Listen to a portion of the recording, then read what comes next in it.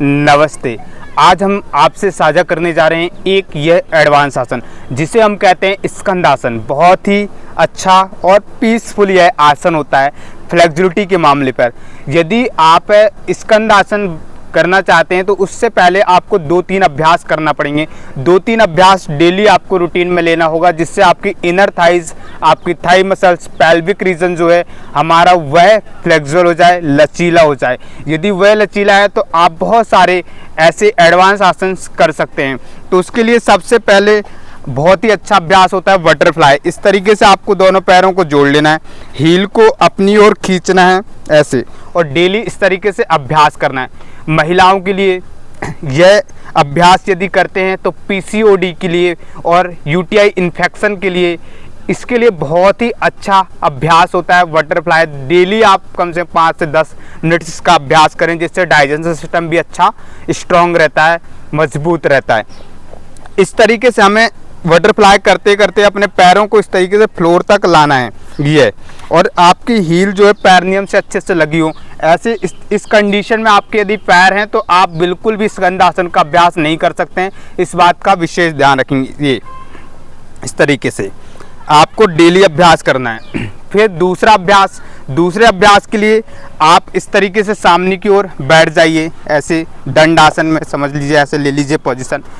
आपको दोनों हाथों को ऐसे अप करना है, अप एंड डाउन करना है। आपको फॉरवर्ड बेंडिंग करनी है, ऐसे पश्चिम उत्तानासन सही से करना, सीख जाना है इस तरीके से। ये फुल चेस्ट आपका नी पर हो, थाइस पर आपका पेट हो, अच्छे से आप फ्लैट हो। यदि आप इस तरीके से आप अभ्यास करने लग जाते हैं तो आप स्कंदासन की ओर बढ़ने लग जाते हैं। आपका स्कंदासन 50% कंप्लीट होने लग जाता है।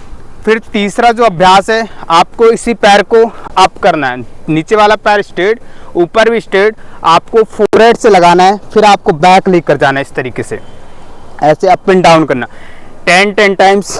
दोनों पैरों को अच्छे से फ्लेक्सिबल कर लेना है इस तरीके से। फिर लास्ट में आपको इस तरीके से पैर को खींचना है और ये होल्ड करना है ऐसे। ये यहाँ पर आपकी 90% आपका स्कंदासन कंप्लीट हो जाएगा इस कंडीशन में। इसी प्रकार से आपको दूसरे पैर से भी अभ्यास करना है। देखिए इस तरीके से आप विस्तार से देखिए सही से, और अभ्यास करेंगे तो आपको आपके आसन तैयार होंगे, आपको लाभ मिलेगा। ऐसे इस तरीके से आपको इस पैर से भी होल्ड करना है इस तरीके से, ठीक है। ये अब हम फाइनल जुड़ते हैं स्कंदासन से। आप पहले सामने से देख लीजिए कि स्कंदासन हम करना कैसे। इस तरीके से आपको दंडासन में बैठ जाना है ये। फिर आप राइट या लेफ्ट पैर, जो भी आपको कंफर्टेबल लगे उस पैर से पहले हम अभ्यास करेंगे।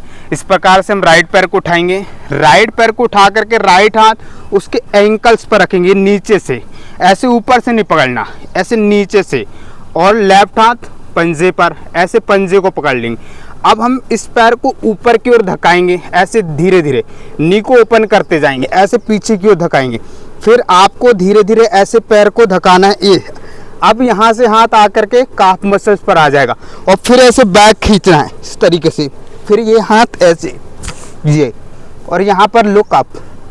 यह स्कंदासन, एक पाद स्कंदासन, इस तरीके से आपको अभ्यास करना। इसी में आप उत्थित स्कंदासन ऐसे कर सकते हैं ये। फिर धीरे से डाउन, धीरे धीरे रिलीज, लंबी गहरी सांस लेंगे, छोड़ेंगे।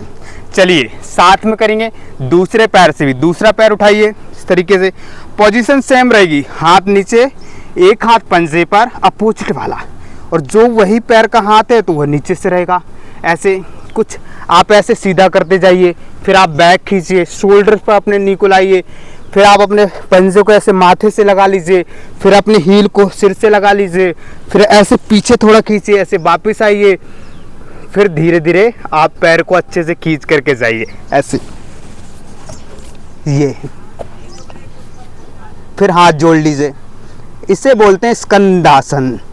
ये यहाँ पर होल्ड कीजिए, आपके अच्छा खासा इधर थाई पर खिंचाव आएगा, आपके हिप जॉइंट्स खुलेंगे ना इस तरीके से, धीरे से वापस। तो यह आपकी स्कंदासन, एक पाद स्कंदासन, इसका अभ्यास कीजिए।